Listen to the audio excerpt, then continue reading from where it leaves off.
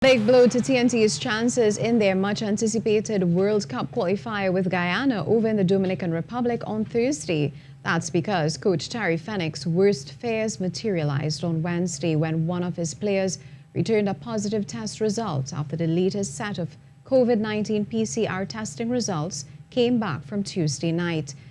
The as-yet-named player who tested positive was immediately isolated at the team's hotel. All COVID-19 protocols are being followed and he is presently awaiting a retest for confirmation purposes. Strict contact tracing was then performed and all primary contacts have been quarantined. They would then be tested accordingly following the player's retest results. The player is asymptomatic at this time. Despite this, the other players will try to put that behind them as they have their lone training session from 8 p.m. tonight on the match field at the Pan American Stadium. Former national footballer Angus Eve says he hopes for victory for the Terry Fenwick's coached senior men's football team in Thursday's clash with Guyana over in the Dominican Republic as World Cup qualifiers heat up. Eve says he believes that both the Warriors and Guyana will be starting the game on even footing. The teams have a distinct advantage going into the game.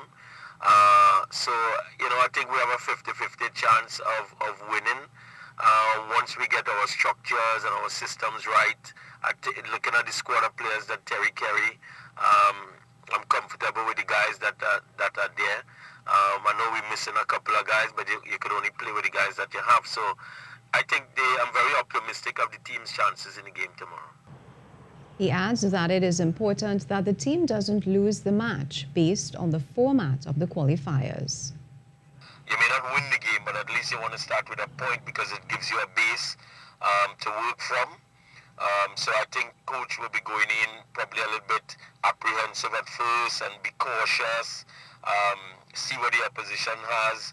And then, probably after about 10-15 minutes when he observes what the team is doing, then he may feel comfortable enough to release some of the guys